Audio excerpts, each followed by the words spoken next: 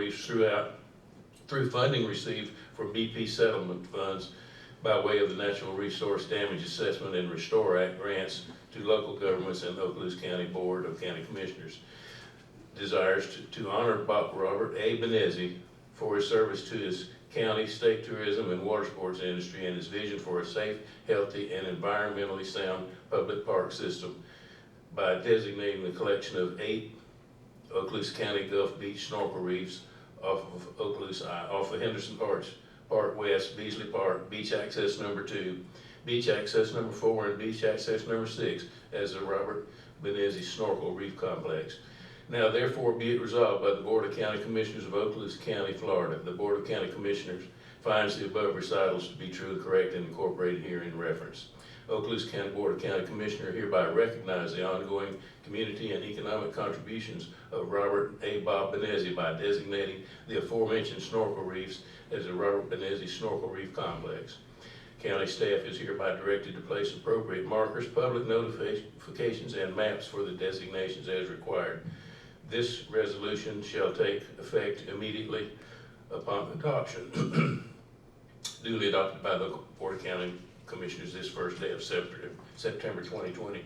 Now that's a long resolution, but he has a big pair of shoes to fill. He's quite the contributor, and above all, that's a good friend of Okaloosa County. So with that, I'll make the motion for approval, Mr. Chairman. All right, who would like to make the second?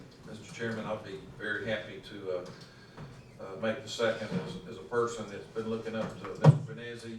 Congressman Gates brought back a lot of old memories talking about the early days. He was one of probably the most avid supporters of us at the Sheriff's Department in my early years and with Sheriff Gilbert's of anybody, and whether we needed a piece of equipment to go on the beach or we needed money to make sure that the right people stayed, Mr. Benezzi was there for us. And so I'm very proud that we were able to do this. And Congressman, thank you for coming up with a great area that we can honor him. And so I'm very happy to make the second, and Commissioner Ketchum may want to do the co-second on this. Well, point of order, and I love this idea, and I'm glad Congressman Gates thought of it, but I just want to make sure we don't violate one of our own rules. We have this crazy ordinance we put into place. You have to be dead to be recognized. Do we have to have a supermajority vote first to vote on this before we vote on the resolution? You talking about the Nathan Bowles rule? I think we're gonna have a supermajority. I think we're okay with that. Okay. Under the circumstances. All right, I just want to make sure that we didn't violate one of our own ordinances. Okay, but I'm all for it.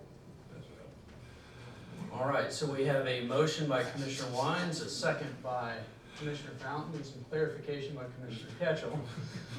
Any further discussion on this item, Commissioners?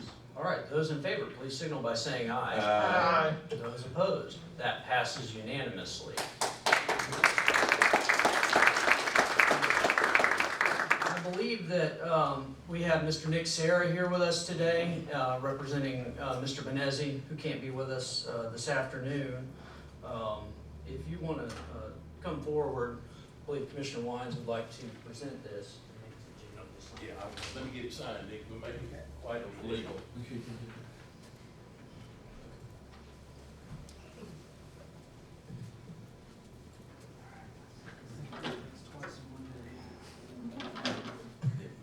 And the congressman as well, right? Yes, Congressman, would you join us, please?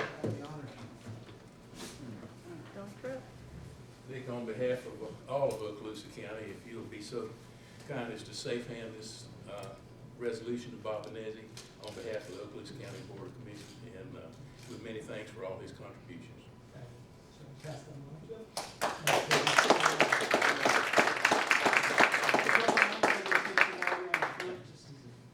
Safety just gets under somebody's head.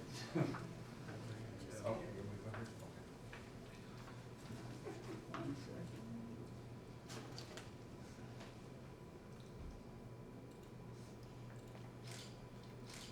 Thank you all. Nick, would you like to make some comments on the microphone?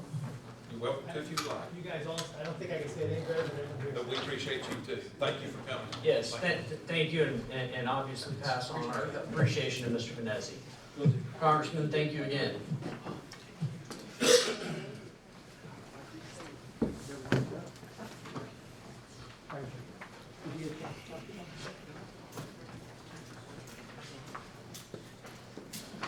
All right, that will bring us to our public comment portion of the meeting. I have one comment card available. And after we get through the comment card, if you're here and didn't fill one out, want to make a comment, certainly you'll be recognized. You just have to indicate by raised hand. But our first speaker will be Kim Grubbs. Good afternoon. Hi. If you'll come forward, we've got your name and contact information, so. And You're I don't even know if I'm here on the right day or what was on the And docket. hang on one second, ma'am. I think our microphone may have gotten turned off. Sorry about that. Normally it stays on. I can take my mask down. Yes, ma'am. Okay. I don't even know if I'm here on the right day, but I grew up on Paquita Bayou. My great uncle was the commanding general at Eglin Air Force Base. There's a Carl Brandt Drive. That is my great uncle. That road is in Shalimar. My great uncle helped preserve Paquita Bayou to where when you look across, we don't see the base housing. He helped preserve Okaloosa Island to where there are no condos allowed to be built. I grew up water skiing from the age of 3 on that bayou. We used to have a wake. I'm getting ready to lose it because that young girl, I think last week, she just lost her leg. And the reason she lost her leg is because we didn't have jet skis back in the 70s. We didn't have paddle boarders. And there are rules. Everyone knows to go river right, come back up river right. If you don't know what that means, then you need to take a boat course. Anyway, we've got to do something about the wake zone in all the bayous, but particularly Paquito. Paquito means small. You don't have enough room to go hot dogging around and take a young girl who just graduated from Choctaw, took her leg. Because the kid or the tour company or whatever the jet ski situation was, he didn't know what he was doing and the tour guide didn't know what he was doing. So, I currently live, my dad we live at 15 Paquita Bayou. I live in Northern California. I will be moving back in 4 years. And my great uncle, referring back to Carl Brandt, had a no wake zone. We had a sign. And I don't know through the years why it's no longer there, but it's not. So I don't want in 4 years, let's start working on it. But I'm going to be starting now when I go back in a week and a half to start writing everybody I can write.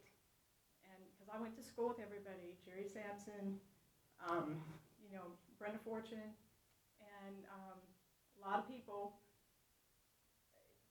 I graduated from Choctaw in '75, and I've lived all over the world, but I'm coming back to Paquita Bayou.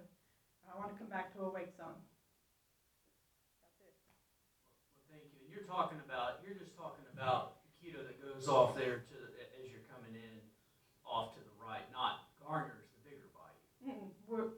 Well, it can be anywhere, but particularly Paquito because it's so small. Right. And if you don't know the rules to enter on the far right and to exit on the far right, if you don't know those rules, you're going to run. It's going to happen again. And these kids go too fast. There are no rules with those jet skis. I'm a paddleboarder. I got flipped over twice yesterday. I know enough how to stay out of their way, but a paddleboard I can't make fast movements. And I had to tell several to slow down. They were very respectful, by the way. They gave me a thumbs up and they said, yes, ma'am. But that's not going to be everybody. And this poor child now doesn't have her leg. She was doing nothing wrong. She had a life vest on. Her father had bought that jet ski for her. And they were on it together. He is hurt as well, but he didn't lose his leg. So I just came up to be a voice for them. Chairman Mayor. So ma'am, on September 8th at 6 o'clock in the Board of County Commission Chairman Committee Room down south. Is that where Right. the Dunkersons will be? Right, we're holding a Paquito Bayou Association meeting to discuss just this issue, okay? There are things we can do and things we cannot do. As a county, some of it, it's various layers, like what we're allowed to do, what we're allowed to change in the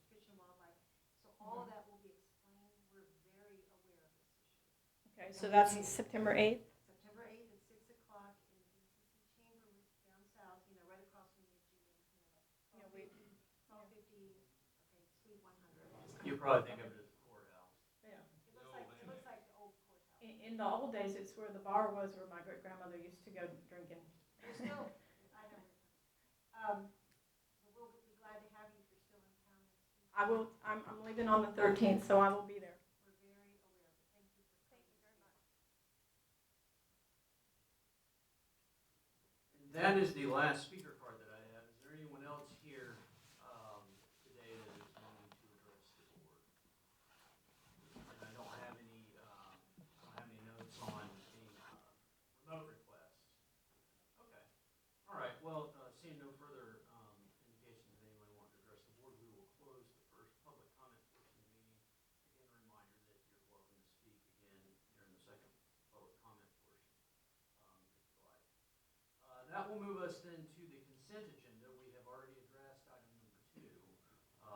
So is there any additional items that any commission would like to pull from the consent agenda for separate discussion? If not, we're ready to entertain a motion regarding the consent less item 2. We have a second. All right, we have a motion to approve the consent less item 2 by Commissioner Boyles with a second by Commissioner Ketchel. Further discussion? All right, those in favor, please signal by saying aye. Aye. Those opposed? That passes unanimously. And we are 2 minutes away from being able to have our public hearing, so we will move to the first department business item. This will be from Administrative Services, Mr. Coffey. Thank you, Commissioners. Today, I hope to show you what you've seen several times. All right, I only have 4 slides. I have a lot of slides, but I really only have 4 slides. So, or 5 slides, excuse me. So, Wait, how many slides? I have over 20 slides if you want to talk about individual programs. But you've seen all these programs before. I'm definitely going to summarize. So, I will not go through all those. Those are the 6 programs.